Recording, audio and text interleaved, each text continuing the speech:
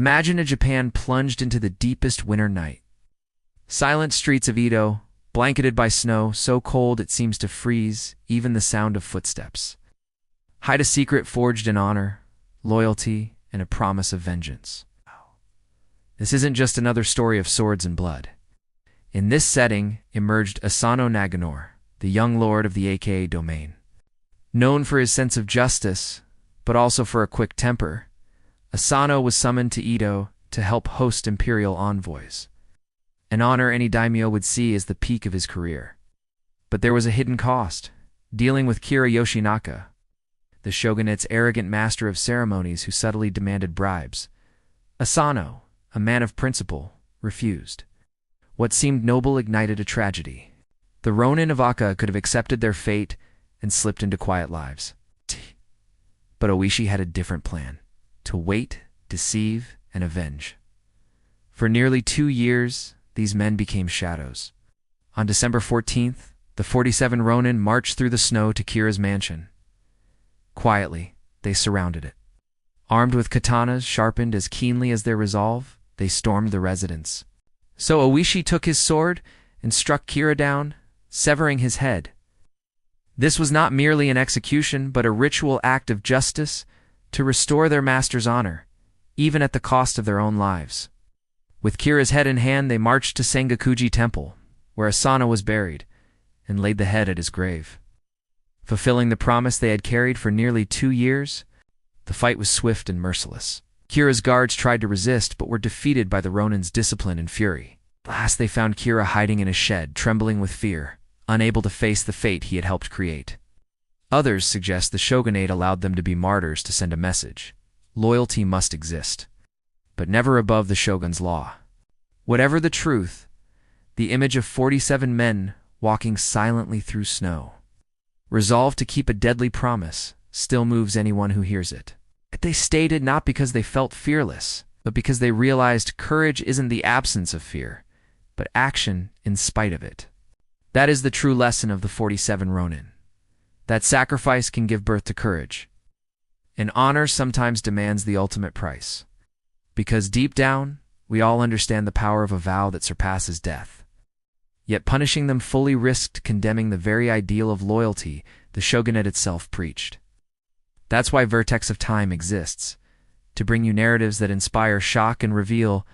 If you want more stories like this, real profound, and told with raw honesties, subscribe now to the channel, turn on notifications, and become part of this community that refuses to settle for the surface. Share this video with someone you know will value it as much as you do. Keeping alive the memory of the 47 Ronin is itself an act of honor. And now, tell us, what other legendary story from world history do you want to see here on Vertex of Time? Until next time. Here we don't just tell you what happened, we show you why it mattered. After heated debates, it was decided. The 46 surviving Ronin would commit seppuku. One was spared for being too young. But the true heart of the story is not revenge alone. It is the conflict between law and honor, between blind obedience and moral justice. Oishi and his men knew they would die, but chose to act because they believed their master's honor outweighed their own lives. This paradox is why the legend endures. One by one, they took their own lives, turning tragedy into legend. Their graves beside Asano at Sengakuji Temple became a place of pilgrimage. Some disguised themselves as beggars. Others drowned in psych and brothels to mislead Kira's spies. Meanwhile, Oishi himself pretended to abandon any thought of revenge, moving to Kyoto, drinking heavily and feigning disgrace, all to convince Kira that he had nothing to fear. This is the true story of the 47 Ronina tale that has crossed centuries, engraved in the heart of a nation that made honor its religion. Today, you won't hear the Hollywood version or the polished legends whispered on stage. Instead, we'll reveal the origins, the darkest motives, and the consequences of an act of mortal loyalty that forever changed the fate of the samurai. Stay until the end, because what you'll discover will completely transform what you think you know about this legendary event.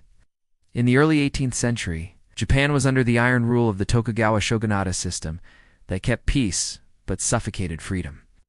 On March 14, 1701, the tension finally exploded.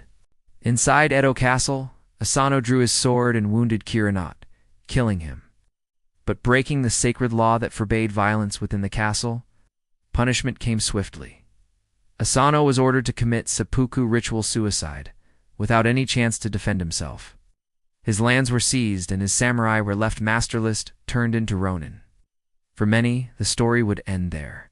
But for Asano's men, led by the cunning Oishi Kuranasuke, it was only the beginning.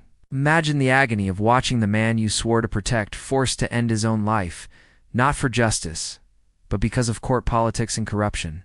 And in the brutal winter of 1702, the moment came. Respecting the samurai code, they offered Kira a chance to die by seppuku. But he refused, paralyzed by terror. The ending, however, was far from triumph. The shogunate could not ignore such an act of defiance.